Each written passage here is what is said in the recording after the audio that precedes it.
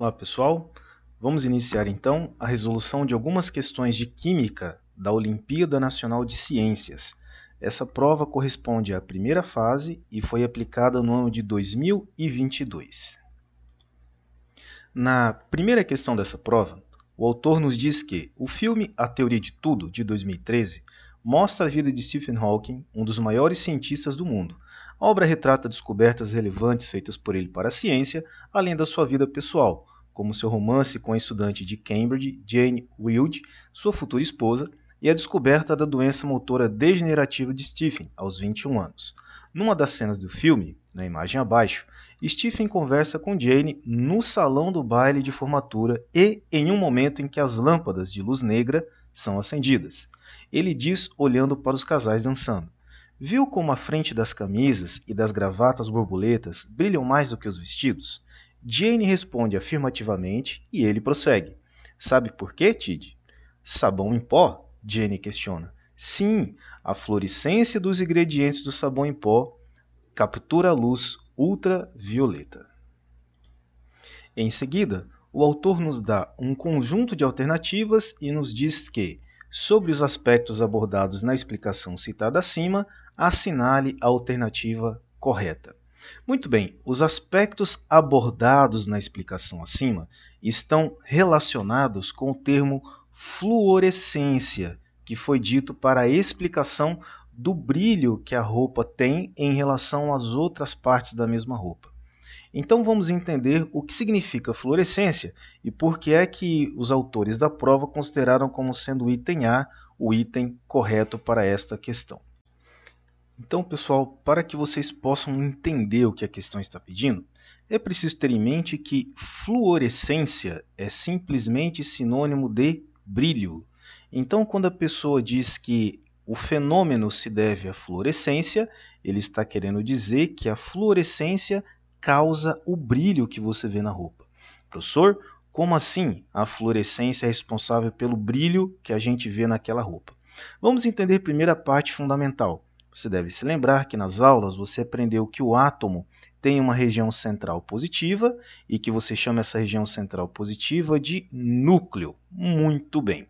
Você também aprendeu nas aulas que o átomo apresenta uma segunda região. Em volta desse núcleo ficam aquelas camadas que você passou a conhecer como eletrosfera.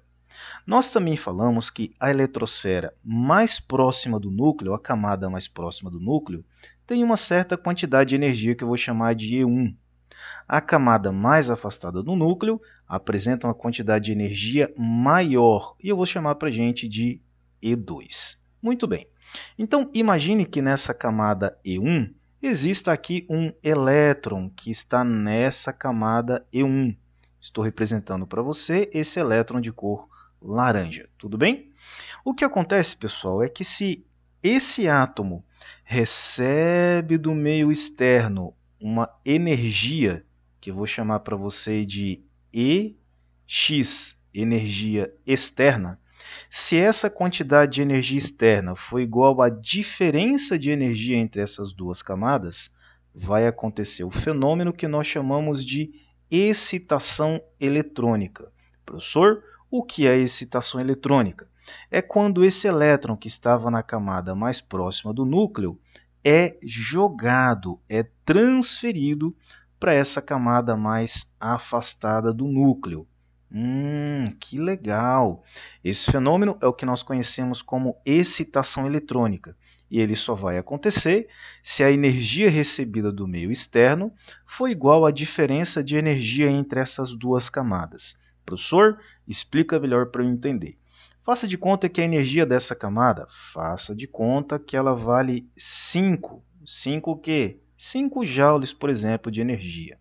E essa camada I2 já tem, faz de conta, 15 joules de energia, só para fazer de conta, tá bem? Você consegue perceber que a diferença de energia entre essas camadas é de 10 joules. Isso, professor. Essa é a diferença de energia. Se essa energia externa tiver exatamente esses 10 joules de energia, vai acontecer o fenômeno da excitação eletrônica. A energia externa é igual à diferença de energia entre essas duas camadas e o elétron é levado então para a camada de maior energia. Muito bem. Quando essa energia externa cessa, que ela não está mais em contato com o átomo, não existe mais motivo para esse elétron continuar na camada de maior energia, e ele então retorna para a camada anterior que ele tinha, na qual ele estava. Quando o átomo faz esse retorno, ele emite para o meio externo, ele devolve para o meio externo a energia que ele havia recebido. Só que agora essa energia é emitida na forma de luz. E essa luz que o átomo emite é o brilho que você enxerga nas camisas e nas pulseiras, quando esses objetos são iluminados com a luz ultravioleta. Tudo bem? Então, no contexto dessa questão, o que é que estava acontecendo?